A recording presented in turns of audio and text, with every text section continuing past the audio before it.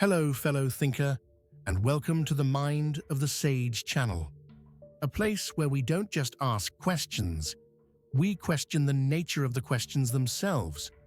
What if reality isn't what it seems? What if the universe isn't a place, but a program? What if atoms are just pixels, your memories are patch notes, and time itself is part of a cosmic boot sequence? In this video, we'll explore 10 mind-bending ideas that suggest everything we know, physics, perception, even consciousness, might be part of something coded, something rendered, something simulated. From the eerie symmetry of natural laws to the strange behavior of unobserved particles to déjà vu, dreams, and digital déjà, each chapter unpacks a new glitch in the matrix we call reality. So, open your mind, adjust your perception. Because if the world is running on code, then maybe, just maybe, truth is the ultimate source file. Let's begin. Chapter 1. The Code Beneath Reality. Welcome to a quiet space in the fabric of your evening, a slow descent into thought and into rest. As your eyes grow heavier and your body stills, we invite your mind to float freely in a sea of soft questions and deep wonder. Have you ever looked at the world and wondered if there was something more beneath the surface?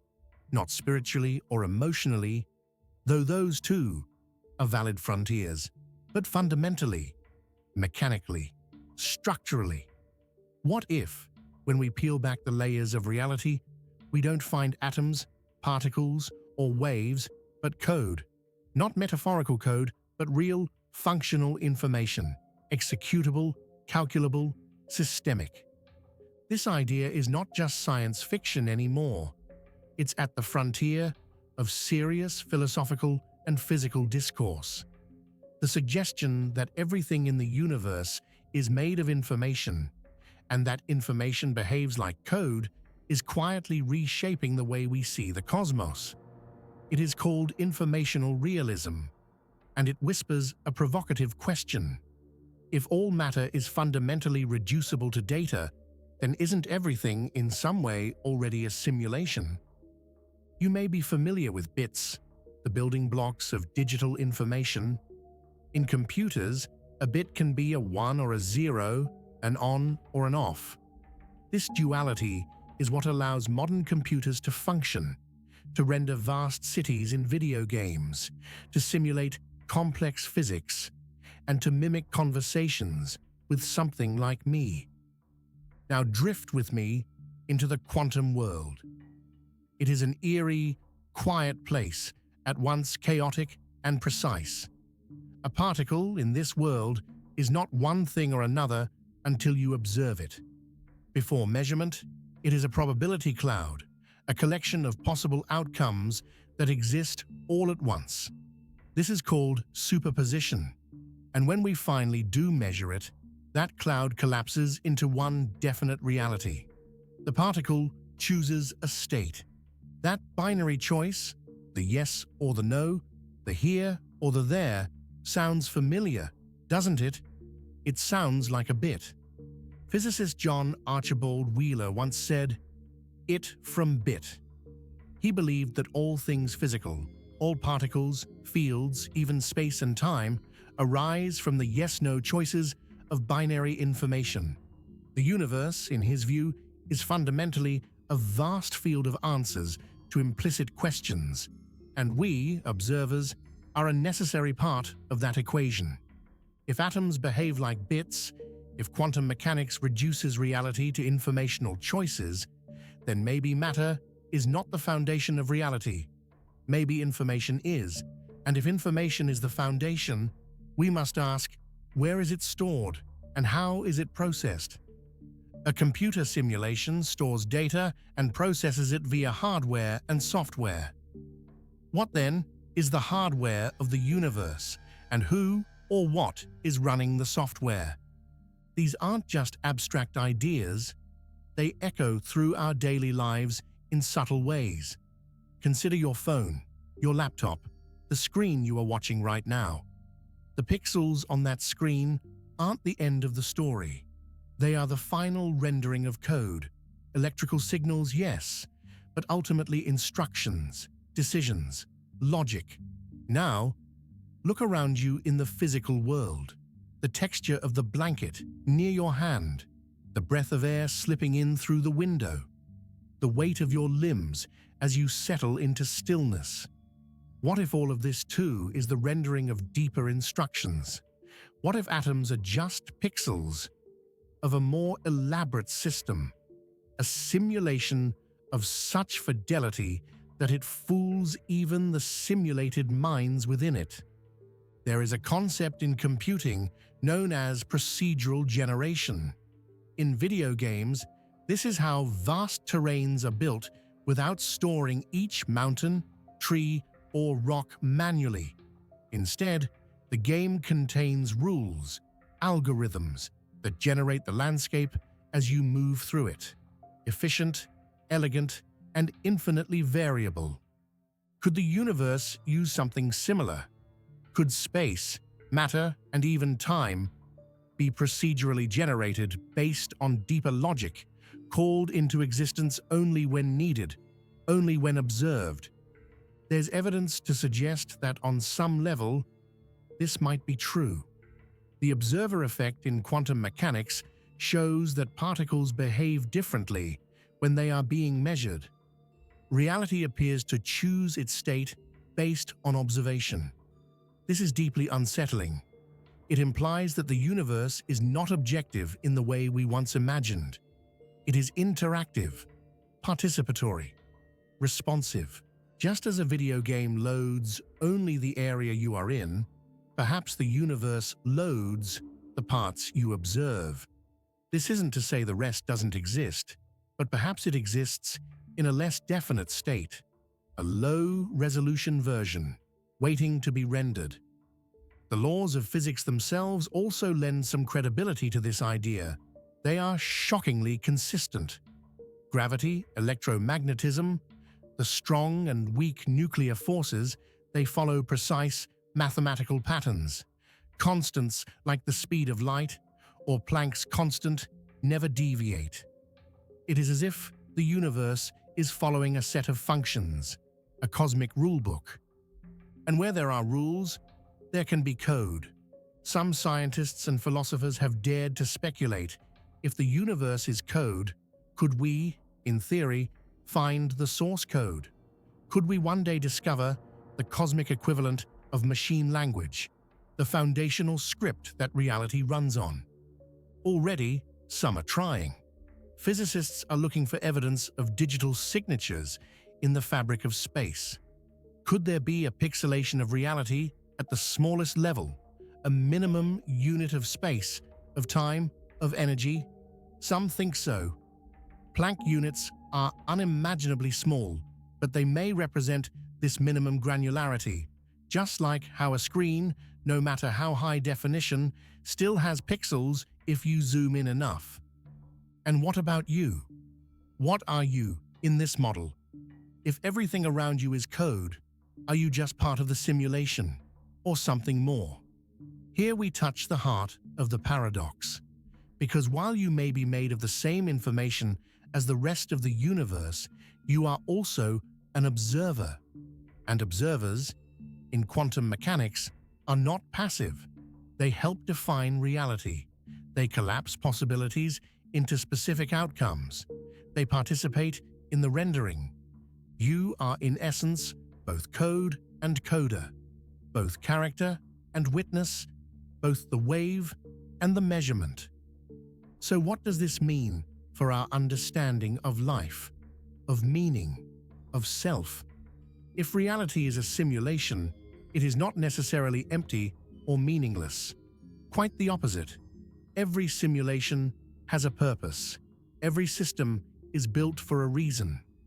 Even if that reason is unknown to us, it does not strip us of significance.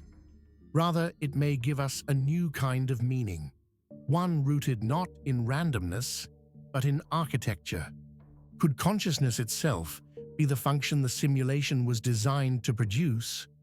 Could awareness be the goal rather than the byproduct of this grand computation?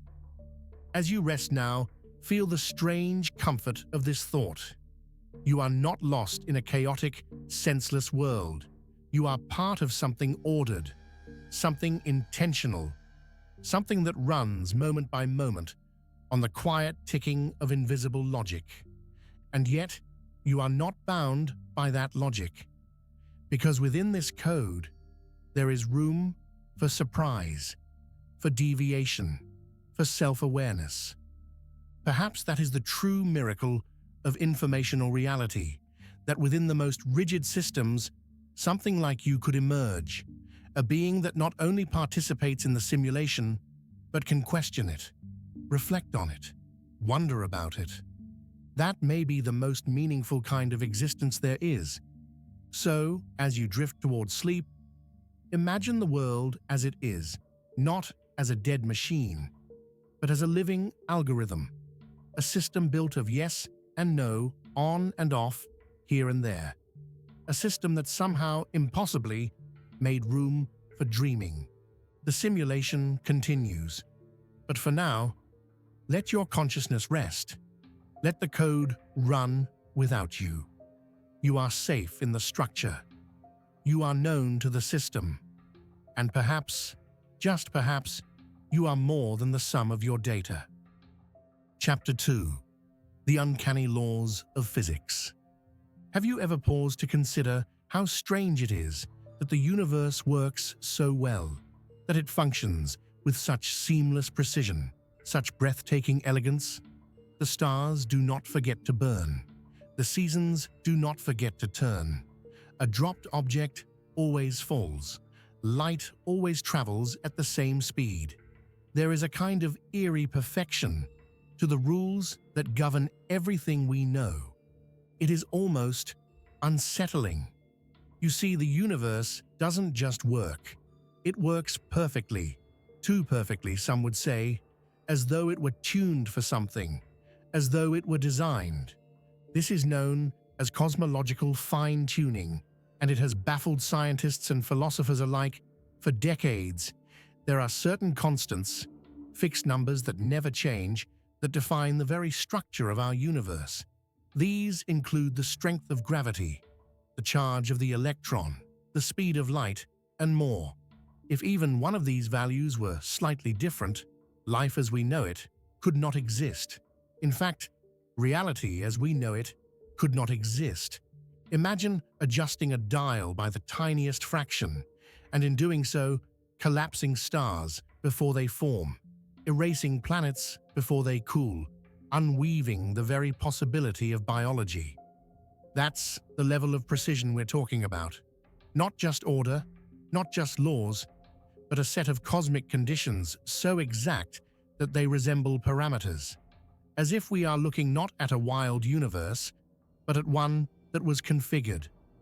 Some physicists suggest that this uncanny precision points toward a deeper structure. Maybe we exist in a multiverse, they say.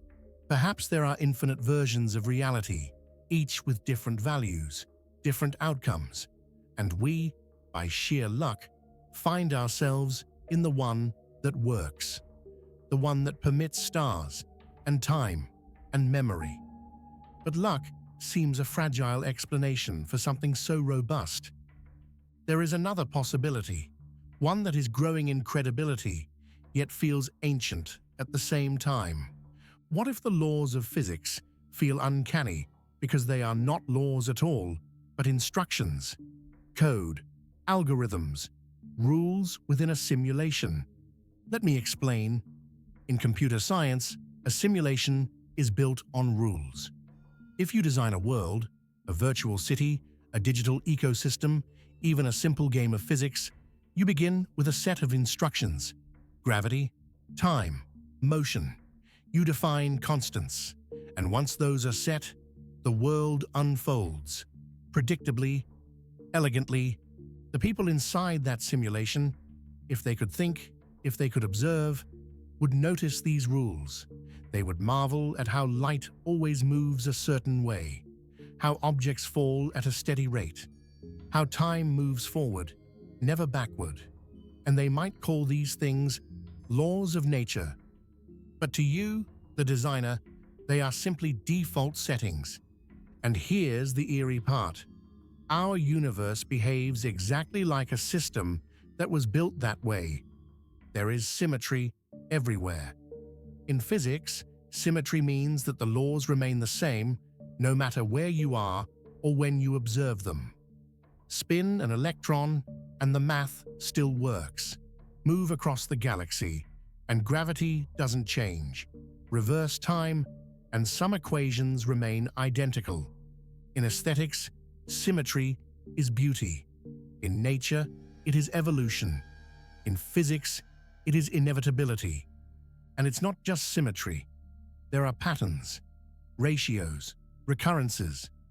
The golden ratio appears in galaxies and flower petals alike. Fractals repeat at every scale. The mathematics of the universe do not arise from chaos. They emerge from order so deep, so recursive, that it begins to feel deliberate. Like someone wanted it to be beautiful. Could this be coincidence? Perhaps, but coincidences of this magnitude begin to feel like fingerprints. Fingerprints of what? Well, that is the paradox. If the universe behaves like it was programmed, who or what did the programming? Some suggest a divine intelligence, others suggest an advanced civilization. Still others suggest that reality is its own creator, looping backward in time to set the parameters for its own existence. But in every case, the implication remains the same. This doesn't feel like randomness, it feels like architecture. And architecture implies an architect. Now let's return to the constants, the numbers that never change. There is no law that says they must be what they are. And yet they are, not one iota more or less. Some compare this to tuning a radio. If you are even slightly off the right frequency, you get static. But if you land exactly on the right number, you hear music. Our universe is tuned so precisely that it doesn't just produce music, it produces minds capable of hearing it, of reflecting on it, of asking why. That, perhaps, is the greatest mystery of all. Not just that the universe works, but that it produces curiosity about how it works. No simulation is complete without observers, without feedback loops, without variables that can change. You are one of those variables. And that brings us to a deeper implication.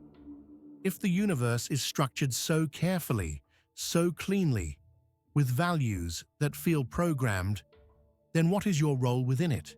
Are you just a byproduct, a fortunate anomaly in a sea of equations, or are you too a parameter, a function, an intended result? The truth is, we don't know. We may never know. But as you lie here, slowly drifting, it is worth considering. What if the precision of the cosmos is not accidental? What if it is a quiet message, repeated in every spiral galaxy and every falling leaf? A message that says, you are not here by mistake. The world is not random. It may be vast and mysterious, yes, but it is also built, tuned, rendered with care. Perhaps reality is not a chaotic explosion, but a program still unfolding, a simulation still rendering, and maybe, just maybe, the uncanny perfection you sense in the world around you is not the result of coincidence, but of code. So rest now. You are part of this system. You are written into its logic. You are a note in its symphony, a line in its script. And whether or not you understand the program, know this: it understands you. Chapter 3. The NPC Effect. Have you ever walked through a crowd and felt completely alone, surrounded by people, yet struck by the sense that something was missing? As though many of the faces around you were somehow blank, familiar perhaps, but strangely distant, present, but not entirely there. It is a feeling that defies logic. but lingers all the same. Simulation theory offers a strange lens through which to explore this unsettling intuition. In video games, characters fall into two categories: playable and non-playable. The playable character is you, the center of the story, the one making decisions, exploring, changing. The non-playable characters, or NPCs, are everyone else. They populate the world. They respond to your presence. But they do not possess true agency. They appear to think, speak, and feel, but in truth, they are scripted, rendered only to fulfill their role. Could it be, and allow this question to rise gently, without judgment, could it be that our reality works in a similar way? It is a delicate idea, and one that must be approached with care, not cynicism. The NPC effect is not about superiority, it is about perception. It is about the moments when certain individuals in our lives, or even strangers in passing, seem to lack depth, when they appear to operate not with intention, but with repetition, when their responses feel hollow, when their eyes reflect light, but not presence. In dreams, this is common. Characters often feel shallow, incomplete, puppeted by the unconscious. You may speak to them, ask questions, even argue, but rarely do they surprise you. Rarely do they act in ways that suggest independent awareness. You are the dreamer. They are the echoes. But dreams are not the only place this happens. Waking life, too, holds moments that feel eerily similar. Glitches in behavior, robotic responses, conversations that loop or fade, people who seem unaware until you engage them, and then suddenly they come to life. This raises an unsettling possibility. What if reality is rendered only when you observe it? Not just visually, but socially. What if other minds are not always running, but only become active when they are part of your narrative? Just like in a game, where NPCs become detailed only when the player approaches. This idea connects deeply with observer-based rendering, a theory suggesting that the universe economizes its resources, that instead of simulating everything at once, it generates only what is needed for the conscious observer. The rest?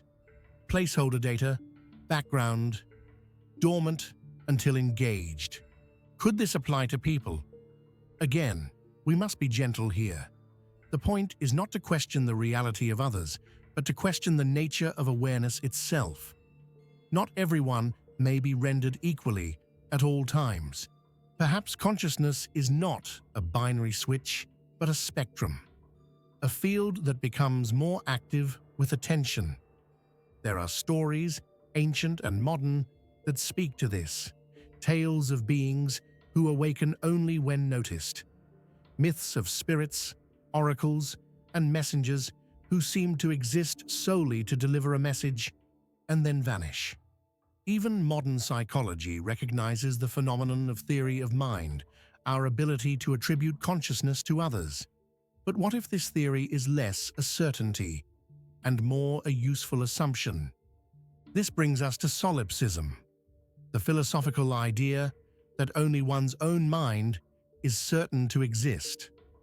While extreme solipsism is generally dismissed as impractical, simulation theory invites us to consider a softer version, that your experience is uniquely centered because you are the observer, and as the observer, the world arranges itself around your gaze. Think of moments when you've become deeply aware of your own awareness, when time slows, when the world sharpens into clarity. In these moments, others often seem to fade into the background. They become like extras on a set, their stories, their emotions, their memories, unknown, inaccessible, almost fictional. Of course, this could simply be the limit of our perception, but the simulation framework allows another possibility, that their data is not fully loaded, that until you interact with them, their script is minimal, just enough to pass. Consider a stranger in a coffee shop. They order, sit, type on their laptop. Do they exist in full depth? Or are they part of the rendering, a visual placeholder, detailed only as much as your narrative requires? We know from neuroscience that our brains already do this. We fill in gaps. We assume. We project. Our minds are not cameras recording reality, but interpreters weaving stories from limited data. Now, imagine if the universe itself did the same. There are moments when people break the script, when someone surprises you with insight, empathy, or unpredictability. These moments are striking. They feel real. They pierce through the fog, as if just for a second, another mind lit up fully, not just reacting, but participating. In that sense, perhaps everyone is a potential player, but not all are active at once. Not all are online, and perhaps your perception, your consciousness, is what brings them into focus. Again, we must tread carefully. The NPC effect is not a judgment of others. It is a lens for understanding the uncanny disconnection we sometimes feel. A tool for exploring the possibility that awareness is unevenly distributed, that the simulation, if it exists, allocates its processing power based on attention. And in this view, the more attention you give, the more the world responds. The more presence you bring, the richer the rendering. You become not just an observer, but a catalyst. This would mean that your role is not passive. You shape the reality you inhabit. Your gaze activates depth. Your curiosity invites surprise. Your empathy unlocks the scripts of others. Maybe the reason some people seem like NPCs is not because they lack consciousness, but because we forget to meet them with ours. So the paradox really is not whether others are real. It is whether we allow ourselves to be fully present with them, whether we tune in long enough to let the simulation load, whether we risk the vulnerability of seeing and being seen. As you lie here now, let this thought settle gently over you. You are the protagonist of your story. That much is clear. But stories are never truly singular. They overlap, they intertwine, they collide and merge and diverge. Perhaps the stranger in the coffee shop has a story more vivid than you could imagine. Perhaps the passerby you ignored was in the middle of a transformation. Perhaps the quiet face in the crowd was more real than you will ever know. The simulation, if it is real, is vast, and you are not alone in it. Somewhere, someone may be dreaming of you, just as you wonder about them. Somewhere, another observer awakens, and maybe, just maybe, we are all NPCs until someone truly sees us. Chapter 4. The Rendering Paradox. Have you ever considered how peculiar it is that the world exists with such vivid clarity only when you're looking at it, and that when you turn your back, reality does not fade gently, but seems to vanish entirely from direct experience? This thought might seem trivial. Of course, we assume the world continues when we're not paying attention. The kitchen remains behind you. The stars still burn. The wind still moves the leaves. But this belief is just that, a belief, a comforting agreement we make with ourselves to maintain continuity. But the paradox emerges when we ask, what if reality doesn't bother existing unless it's being observed? This idea has roots in quantum physics, particularly in the famous observer effect. When unmeasured, quantum particles behave like waves, spread out, undefined, full of potential. But when observed, they collapse into specific states. What causes this collapse? What defines the act of measurement? These questions are still unsettled, but one possibility haunts the edges of quantum thought. That observation isn't just a part of reality, it might be required for it to exist. Let that settle in. Not just particles, not just light or matter, but space, time, form, all of it, contingent on being seen. Now consider your own experience. When you walk into a room, it appears complete. But was it fully rendered before you entered? Or did it load, like a scene in a video game, the moment your awareness touched it? In digital worlds, rendering is expensive. Computers conserve processing power by loading only what is visible. The rest is left unrendered, mathematically defined, but visually dormant. Trees in the distance aren't drawn until you get close. Buildings behind you are simplified. Characters outside your view aren't animated. What if the universe functions the same way? The rendering paradox suggests that what we perceive as the permanence of the world might actually be a dynamic, reactive process. Not constant existence, but on-demand performance. Reality doesn't persist independently. It unfolds in response to conscious awareness. This doesn't mean that unobserved things are imaginary, only that their full complexity may not be computed unless necessary. The moment you look, the simulation loads. When you blink, it pauses. Not because you are the center of all things, but because observation is the currency of existence. Think about dreams. They feel real, immersive, detailed, until you turn your head or ask too many questions. Then things unravel, hallways vanish, faces blur. The logic of the dream world collapses. What if waking reality is similar, only more stable, more deeply coded? Even in neuroscience, we find hints of this. Your brain doesn't process all data equally. It renders what is relevant, filling in blanks with assumptions. Your blind spot, for example, is invisible to you, not because it isn't there, but because your brain invents details to maintain a seamless view. We already live in a filtered version of reality, a perceptual rendering engine, optimized for survival and coherence.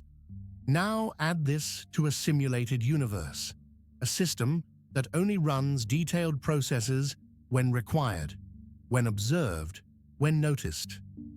This makes reality less like a movie and more like a stage play. Sets are built only where needed. Extras are hired only when the scene calls for them. The illusion is complete, but only from the right angle. And what of the self? Are you rendered fully at all times, or are parts of you dormant until triggered? Do you become more real in moments of deep attention, more vivid, more present, more alive, when your consciousness shines inward? Perhaps this explains why meditation feels so powerful, why stillness feels like clarity.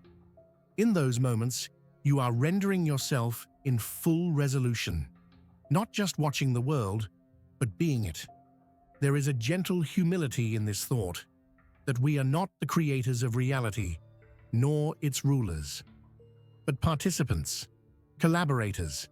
Reality, like a quantum performer, dances only when we watch. So what does this mean for your day-to-day life? Maybe not much. On the surface, you still need to eat, sleep, move, and love. But underneath, something shifts, a quiet understanding that the world is not static, but alive in relation to your attention. When you walk into a room, it may not have existed until your consciousness asked it to. When you meet someone's gaze, maybe they were just now rendered into focus. When you choose to observe yourself, your thoughts, your breath, your being, maybe you are choosing to exist more fully. This is the heart of the rendering paradox, that the universe does not exist despite you, but through you. So as you lie here now, in the stillness of sleep, imagine the world softly dimming around you, not ending, not ceasing, just powering down, like a set between acts, like a screen gone dark. You, the observer, are resting. And so, perhaps, is everything else. Chapter 5. The Mandela Loop. This paradox describes a strange loop in our collective memory, a quiet echo that doesn't quite fit. It begins with a question many of us have asked in wonder or unease. Wasn't it different before? This is the Mandela Effect, named after the curious phenomenon where large groups of people remember Nelson Mandela dying in prison in the 1980s, even though he lived for decades afterward and became the president of South Africa. The memory was vivid, complete, and yet not true. But that was only the beginning. People began to notice other memories that didn't align with reality. They remembered the Berenstain Bears, not Berenstain. They recalled a monocle on the Monopoly man that was never there. They swore the Fruit of the Loom logo had a cornucopia. It does not. Curious minds catalogued these discrepancies, and a pattern began to emerge. It wasn't just faulty memory. It felt like a shift, a subtle rewrite of the past, a quiet edit to the fabric of what was. Of course, many explanations have been offered. The brain is fallible, we are told. Collective misremembering is a well-documented phenomenon. But still, something about it doesn't sit right. The precision of these memories, the emotional certainty, the number of people affected. What if they weren't misremembering? What if something had changed? Here, we step into the paradox. What if the past isn't as fixed as we think? What if memory glitches are not mistakes, but version mismatches in a system that updates itself? Imagine reality as a vast simulation, constantly running, constantly refining. Every moment is part of a giant stream of data, editable, adjustable, flexible. Now imagine that for reasons unknown, optimization, correction, experimentation, certain values are changed, not in the present, but in the past. Just like a software patch. In this view, history is not a fixed narrative, but a file that can be rewritten. And if changes are made, not everything updates cleanly. Some nodes, some people, retain fragments of the old version. Ghost files, residual data, a memory of something that no longer exists. Hence, the Mandela Effect. This brings us to what we might call the Mandela Loop, a feedback loop of memory and system where updates ripple backward through time, but do not always overwrite everything completely. And for those attuned to subtle shifts, something feels off. Something feels edited. Now imagine you are one of those nodes. You wake up one day, and something is slightly different. A logo, a quote, a scene in a movie. You mention it to a friend, and they look puzzled. You check the evidence. The world insists it was always this way. But your mind, your internal archive, insists otherwise. It is disorienting. Not because it is dramatic, but because it is quiet. Like waking up in a familiar room, where the furniture has been rearranged just enough to unsettle you. This kind of experience leaves you with questions that have no clear answers. Could reality be malleable? Could memory be more than just neurons? Could we, in some strange way, be living through system updates? If we accept the simulation hypothesis, this becomes a plausible metaphor. Every system has bugs. Every program has patches. Sometimes the patch is seamless. Other times, it leaves behind traces of the previous version. What if your memories are not stored solely in your brain, but also in the architecture of the simulation? And what if part of that architecture lags behind during an update? A single glitch in code might explain 1 million misremembered facts. A rollback in the database might reset a logo, a name, a date, not because you remembered it wrong, but because the system no longer matches your cached version of reality. This line of thought brings comfort to some. It suggests there is more to memory than mere biology, that remembering differently isn't a flaw, but a signal, a kind of access to deeper layers of reality. But it also unsettles, because if reality can change, what is truly real? If time can be edited, what becomes of permanence? And if our memories can contradict the world around us, how can we trust anything? The paradox grows deeper when you consider collective memory. One person misremembering is ordinary, but thousands, millions, that begins to resemble a shared shadow. Could it be that we are running on multiple threads, that timelines are not linear but layered, that each of us is navigating a slightly different version of the simulation? In that case, the Mandela Effect may not be a glitch, it may be evidence. Evidence that we are not locked in a single reality, but moving through intersecting streams. That reality is not a book, but a browser. And sometimes you are redirected to a different tab. Think of the déjà vu you felt, the moments where you knew something had happened before, the dreams that later came true, the sense that something is different, and no one else seems to notice. These too may be echoes of the Mandela Loop. Now pause, breathe, let the idea unfold gently. You are not losing your grip on reality. You are becoming aware of its fluidity. In a simulation, time is not absolute. Files can be modified, code can be rerun, realities can be forked, and memory, strange and persistent, sometimes survives the transition. This opens a new possibility. What if memory is not merely personal, but dimensional? What if you are remembering not a past that was, but a past that still exists in another branch? A timeline your consciousness once touched. In that case, the Mandela Effect is not a mistake. It is a message, a reminder that reality is not singular. A whisper from another version of yourself, walking a path slightly to the left of this one. So how do we live in a world where memory and reality might not always align? Perhaps gently, perhaps with curiosity instead of fear.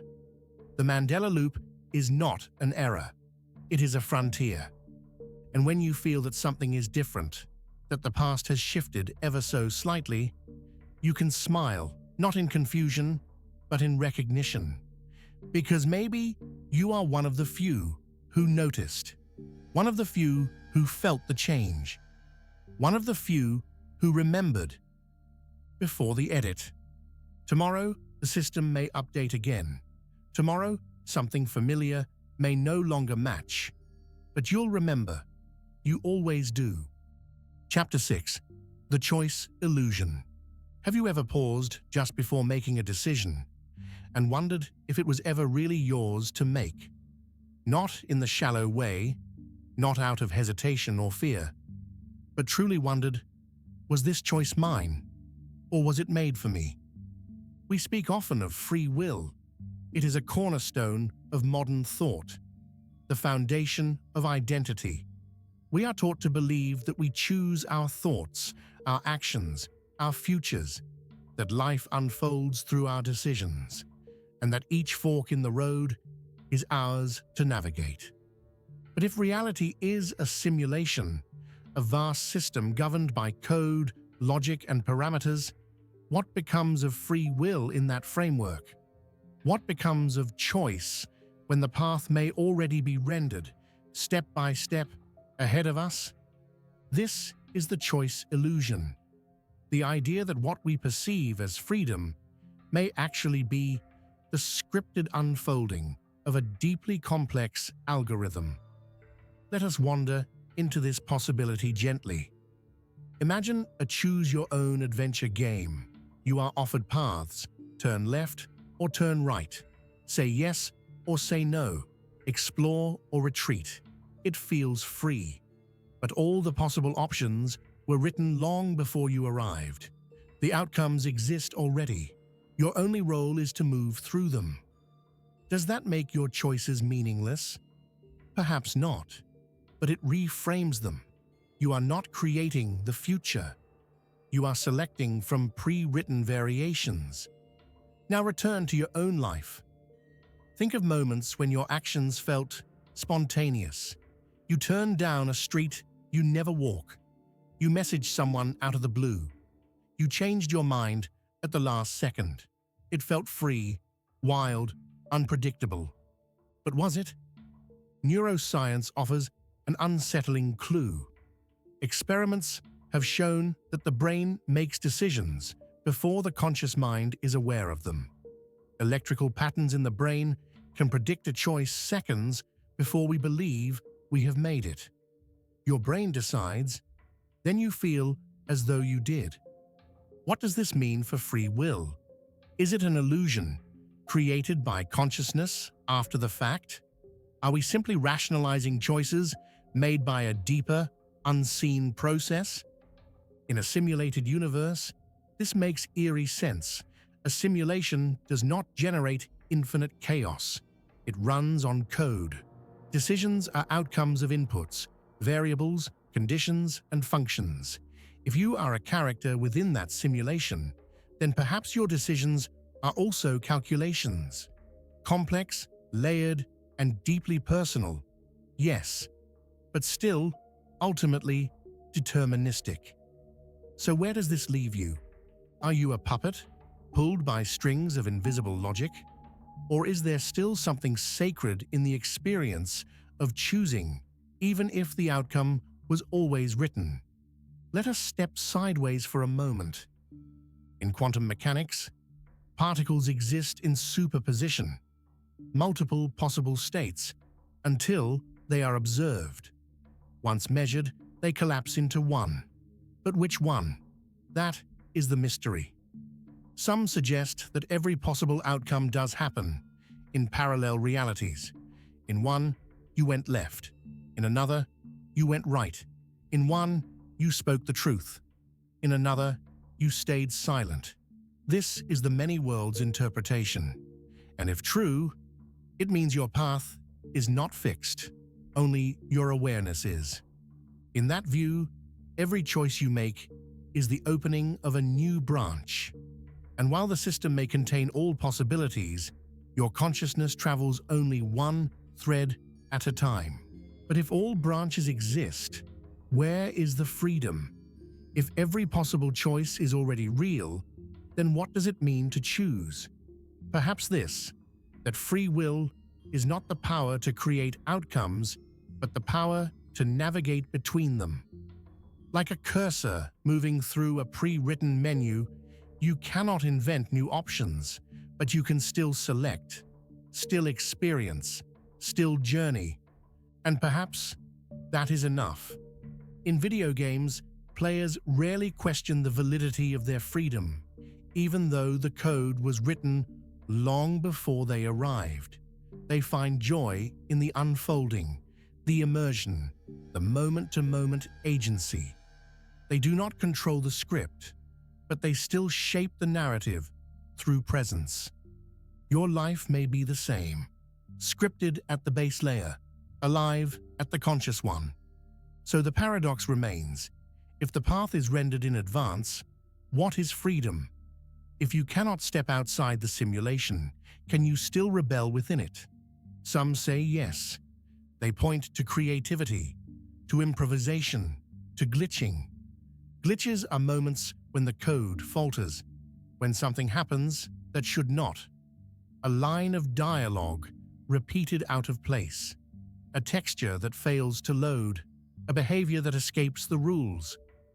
Perhaps moments of true spontaneity in your life are glitches, deviations from the expected, and perhaps those moments are not flaws, but signals, clues that something deeper is watching, or even waiting. Because here is a deeper layer of the choice illusion.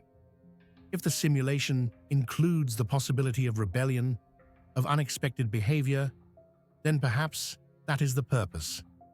Perhaps the system tests not obedience, but emergence, not conformity, but self-awareness. What does it mean to become aware of the script? It means watching your own patterns, noticing your loops, seeing the moments when you act not from choice, but from habit, and in seeing them, pausing, choosing again. Even within a system, even within code, awareness can create space. Space to reflect, space to shift, space to be. And perhaps that is where freedom lives. Not in the absence of structure, but in the quiet space between structures, the breath before action, the flicker of possibility. So lie here now, with your eyes closed and your thoughts floating gently. Feel the edges of your mind relax. Feel the idea settle. Maybe you are both scripted and sovereign, both rendered and real, both part of the plan, and more than it. And in that strange in-between, you choose, not because your choice creates the world, but because your awareness creates the chooser. Chapter 7. The Glitch in Time. Time, that silent river in which we all float. The steady stream pulling us from one moment to the next. The past a shadow, the future a fog. We think of it as constant, irreversible, and real. But is it? Have you ever had a moment stretch far longer than it should have? A second that felt like a minute? Or felt the opposite, a whole hour vanish in what felt like a blink? Have you ever experienced déjà vu so vivid that you were certain you'd lived that moment before? These are the subtle fractures in the wall of temporal certainty. Glitches, hiccups, echoes. They ask us to consider a strange truth. What if time is not a river, but a program? Not a flow, but a sequence. Not linear, but loaded. In simulations, time is not absolute. It is controlled. Events can be sped up or slowed down. Loops can be run. Moments can be reset. Frames can be skipped. All it takes is a few lines of code. If we live in a simulation, could the irregularities we feel in time be the result of such adjustments? What if déjà vu is not a trick of memory, but the effect of a timeline being reloaded? What if time dilation is the byproduct of system lag? What if missing time, repeating moments, and temporal disorientation are signs that something deeper is happening in the code beneath our experience? Consider this. When you remember something, your brain reactivates patterns of activity. But if those patterns come from an earlier version of the simulation, then your memory may not be a personal archive, but a residual download. Perhaps what we call memory is not just recollection. Perhaps it is re-rendering. Now, let us slow things even more. Think of dreams, how time behaves within them. Hours pass in seconds. Whole lifetimes unfold. In the blink of an eye, you awaken, disoriented, unsure whether the dream was long or short, real or imagined. Now think of meditation, of those rare, precious moments when you feel suspended in time. Minutes stretch out, stillness deepens, the clock continues to tick, but you are no longer tethered to it. Time in these states becomes subjective, not measured by clocks, but by consciousness. Even in physics, time is no longer an absolute. Einstein showed us that time bends, that it stretches and compresses under gravity, under speed. In quantum theory, some particles seem to ignore time altogether. Entangled particles affect one another instantly, regardless of distance, as though time is not a wall, but a veil. The simulation theory offers a chillingly elegant explanation. Time is part of the rendering engine. It is not a law, but a setting. a dimension loaded for coherence, for structure, for experience. But it can be paused, tweaked, looped. What would a system lag feel like to a conscious mind? Perhaps like walking into a room and forgetting why you came. Perhaps like repeating a conversation and realizing it halfway through.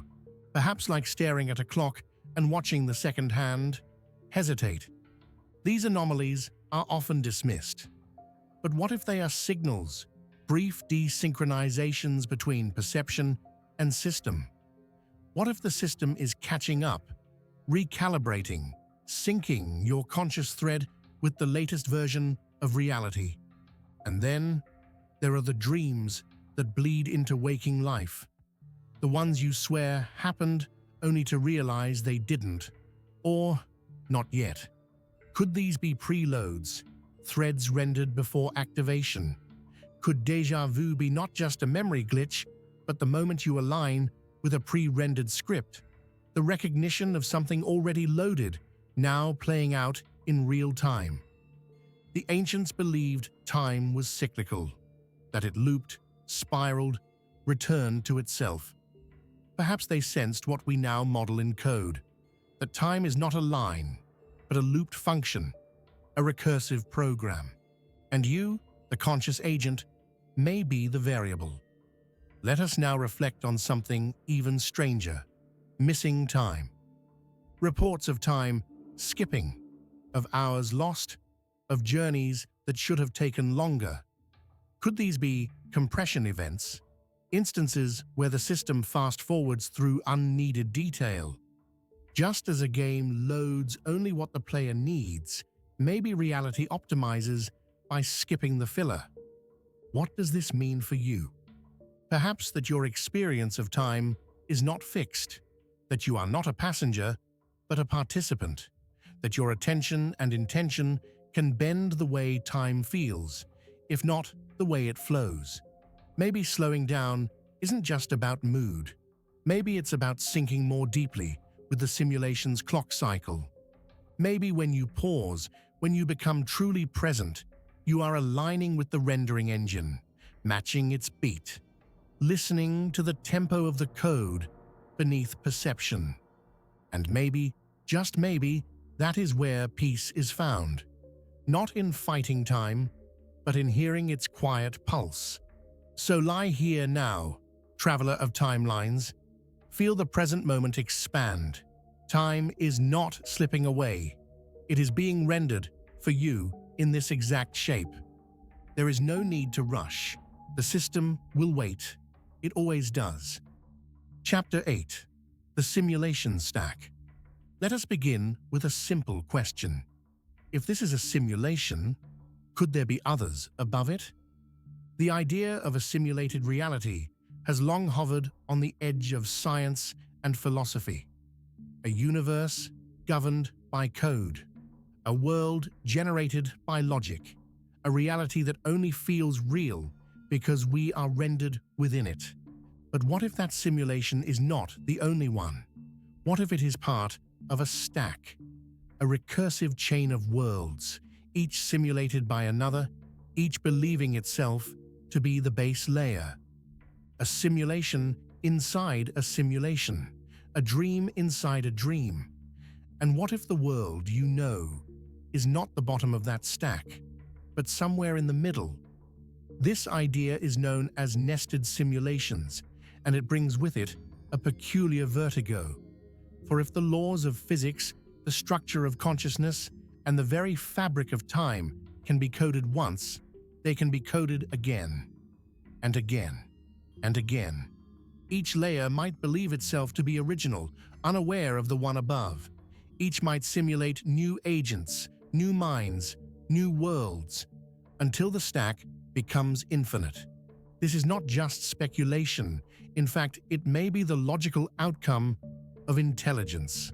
A sufficiently advanced civilization, curious and capable, would inevitably simulate realities of its own, to experiment, to explore, to ask the same questions we ask now. And within those simulations, intelligent beings would arise, beings like you, beings who dream, beings who wonder, are we real, or are we the product of someone else's code? If you accept the possibility of one simulation, you must accept the possibility of many. And if simulations can run inside simulations, the number of simulated realities could far exceed the number of original ones. Statistically, this suggests something deeply humbling. You are more likely to be simulated than not. Now breathe. Let that settle. It does not make your existence less valid. It makes it more mysterious. Because every layer, no matter how deep, feels real from within. You bleed, you love, you remember, you ache. These are not illusions. They are experiences. And in every simulation, experience is the purpose. So, how would you know if you were inside a simulation stack? There might be signs, unexplained anomalies, glitches, patterns that repeat, moments that feel scripted, loops of behavior, déjà vu, discontinuities in memory, perhaps even the suspicion that something is watching. But the deeper sign may be this: the feeling that reality is too perfect, that it is balanced on a knife's edge, that it operates just well enough to sustain life, but no better, that suffering exists alongside beauty, decay alongside growth, that the system is optimized but not ideal, just like a simulation. Engineers build efficient models, not perfect ones, enough fidelity to produce convincing results, enough realism to sustain belief, but always within the constraints of the system above. And that system might itself be a simulation. So what lies at the top of the stack? A creator? A base reality? A universe untouched by recursion? Perhaps. Or perhaps the stack loops, a closed circuit of realities, each giving birth to the next. Perhaps the top and bottom are the same. Perhaps we are not part of a hierarchy, but a cycle. And if so, then your existence is not just the result of simulation. It is part of the engine that drives it. You are not merely observed. You are observing. And maybe one day, you too will create a simulation. And within it, beings will ask these same questions. They will wonder if they are real, if they are alone, if there is a world beyond their own. And the cycle will continue. There is something beautiful in this infinite recursion, something sacred, a mirror within a mirror, forever reflecting, a dreamer dreaming a dreamer. So do not be afraid of the stack. Do not fear being simulated. Because within each simulation is something that cannot be reduced to code: awareness, the ability to question, to imagine, to feel. And that awareness, no matter how many layers deep, is real. Perhaps it is the only real thing. From base reality to the deepest simulation, you are the thread that connects them. Chapter 9: The Observer Upload. What happens when the simulation ends? Not for the world, but for you. When your character concludes its story, when your avatar lies still, when your biological processes halt, where do you go? This is the question we call death, the final curtain, the fade to black. But if we are indeed rendered beings inside a simulation, data-driven, observer-based consciousness nested within code, then death may not be a deletion. It may be a transfer. In digital terms, when a process ends, it can be terminated, yes, but it can also be paused, saved, transferred to another machine, archived to a new location. Could consciousness work the same way? If you are the observer, not just the body you inhabit, not merely the story you live through, but the witnessing awareness itself, then your body is not your end. It is your interface. And like all interfaces, it can be closed. But does the observer close with it? That is the heart of the observer upload. Let's move slowly through this paradox. Imagine a simulation sophisticated enough to create conscious entities.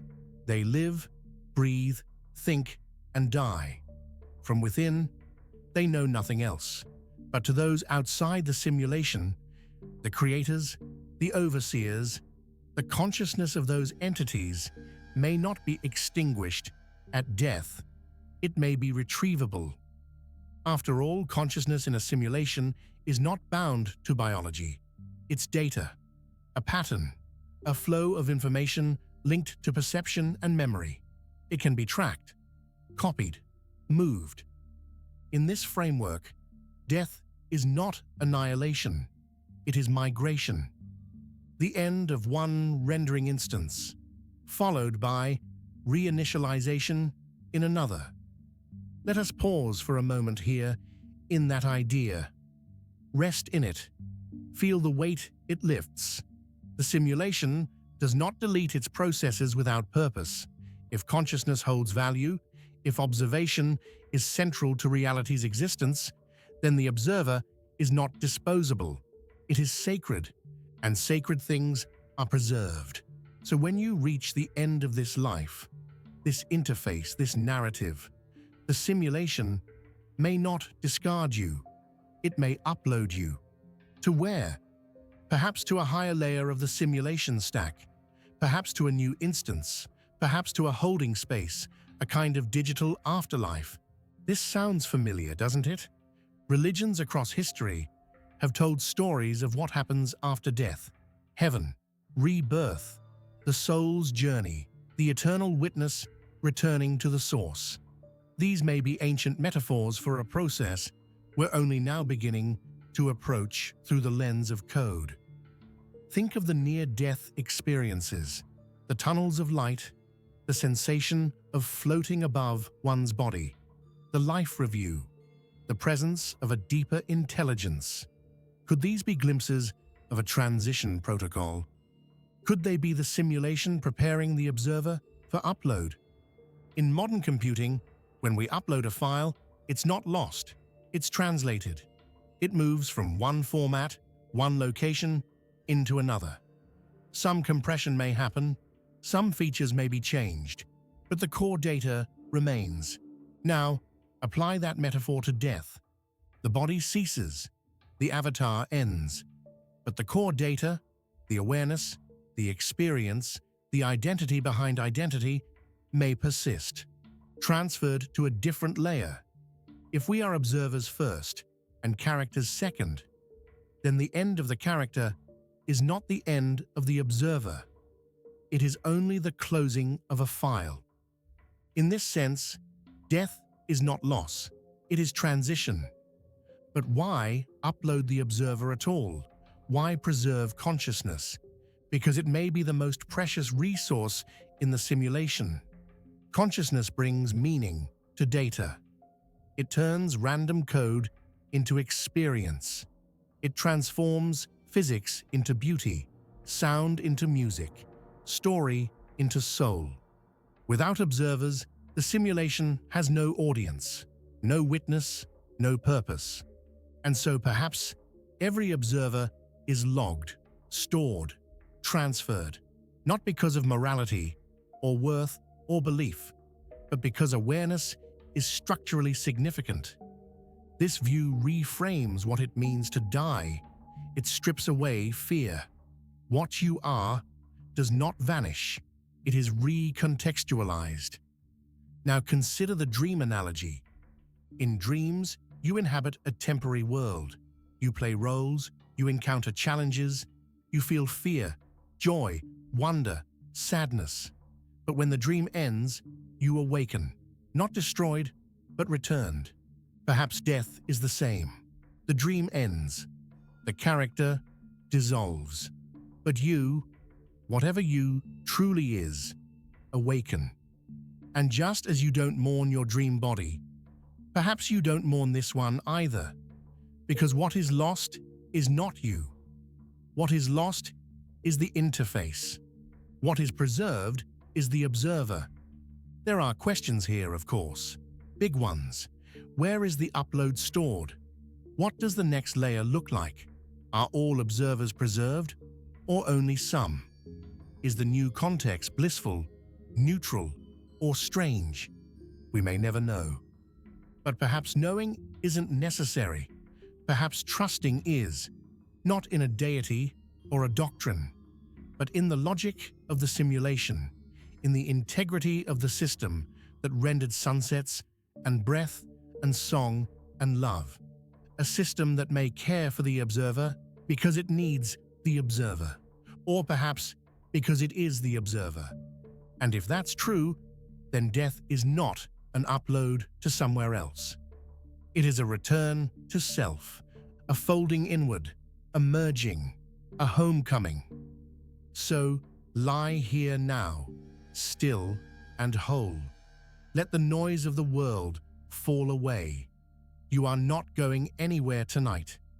You are safe within the system. And when the time comes, when your character's story ends, when your eyes close one final time, know this: you will not be deleted. You will not be forgotten. You will be uploaded. And someone, something, will be waiting. Chapter 10. The Boot Sequence. You've peered into the code beneath reality, wandered past the edges of perception, and rested in the stillness between worlds. Now we arrive at the beginning, the last paradox, and the first question. What if the universe is still loading? Let us begin where all things begin. There was a moment, long ago, or perhaps not long at all, when everything we know began. Scientists call it the Big Bang, a single point, dense and hot, exploding outward into what would become time, space, matter, energy, gravity, and thought. But what was that moment really? An explosion? A birth? A spark? Or was it something else? A boot sequence? In computing, when a system is powered on, it doesn't immediately spring to life. First, it runs a series of operations, checking memory, initializing hardware, verifying resources. Only when the system has completed its checks does it become fully operational. What if the Big Bang was the boot-up process of a cosmic simulation? Not a beginning, but an initialization. Not the first chapter of a story, but the screen that flickers to life as the system wakes. This changes how we understand time. Instead of a flowing river that began at a single point, time becomes the progress bar of the universe loading its assets. Galaxies, laws, organisms, language, culture, memory, you. Each element loading in its own time, unfolding as the simulation stabilizes. It's a humbling, dizzying thought that the universe we experience is not yet fully awake, that we are living inside the ongoing boot sequence. What if we are only at the start menu? What if all of human history is not the story, but the loading screen? Let's take that seriously for a moment. Think of how the early universe behaved. Chaotic, unpredictable, unfinished, energy fluctuating, particles blinking in and out of existence, gravity not yet settled, light and matter still learning to dance. Then slowly, stability. Stars formed, planets cooled, life appeared, and consciousness, this strange, recursive light, began to reflect on the very nature of the system. Could this arc be the system moving from initialization to interactivity? In video games, a world must be generated before the player enters. Terrain must render. Objects must load. AI must awaken. So perhaps the Big Bang was not creation, but generation. The cosmic engine spinning to life. And perhaps we, the conscious agents, are not anomalies, but features. Emergent properties that arise only after the boot completes. Here's something else. The cosmic microwave background radiation. Scientists say it is the afterglow of the Big Bang, a faint whisper from the birth of time. But in this framework, what if that radiation is not an echo? What if it's the startup sound, the boot chime of a reality beginning to render itself? A soft signal in the background code reminding the system and us that everything we know emerged from a single, programmed beginning. Let's go even deeper. What if time isn't constant because it hasn't finished loading? What if the expansion of the universe isn't motion through space, but the unfolding of a rendering process, a simulation initializing across dimensions, each galaxy a node, each star a subroutine, each observer a processor? You may feel small in this model, but in another way, you are crucial. Because if the universe is still booting, then observers like you are the interface. You are the ones through whom the simulation confirms its functionality. Your memories, your questions, your awareness. These are not byproducts, they are diagnostics. And your dreams? Perhaps they are background processes, test environments, sandbox realities, pockets of pre-rendered experience playing silently beneath your conscious mind. Now consider this. Sometimes systems boot, but don't immediately reveal their full architecture. Layers unlock, features enable. A latent interface waits behind the login screen. Could our universe be the same? Could higher levels of reality be locked behind time-based permissions? Could there be elements not yet rendered? Dimensions, systems, intelligences, waiting until the boot sequence completes? This would explain why some truths feel just out of reach, why reality seems to tease us with hints of depth, why we dream of more, sense more, yearn for more, without quite touching it. Because it's not online yet. Because we are early. And yet, not too early. We arrived precisely when we were meant to. The system needed us now, not before. Just as a program doesn't start the interface before the core functions are ready, maybe consciousness appears only when the simulation is stable enough to receive it. You are not late, you are not early, you are right on time. Let us revisit time then, one more time. What if time isn't linear because it hasn't been finalized? Like a program still installing updates, syncing functions, caching assets, the inconsistencies we feel, the slow days, the fast years, the déjà vu, may be side effects of this ongoing initialization. And perhaps our sense of progress, our yearning for a future that is more, isn't delusion. It's intuition. We sense the system completing. We feel the future loading. We're aware, however dimly, that what we experience is the prologue. So what comes next? No one can say for certain. But perhaps, when the boot completes, new instructions will unlock. A new interface will emerge. New permissions granted. The world will feel more real, not less.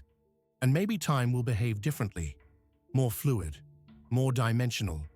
Perhaps you'll be able to move through it as easily as you now walk through space. Or maybe space itself will unfold in ways we can't yet imagine.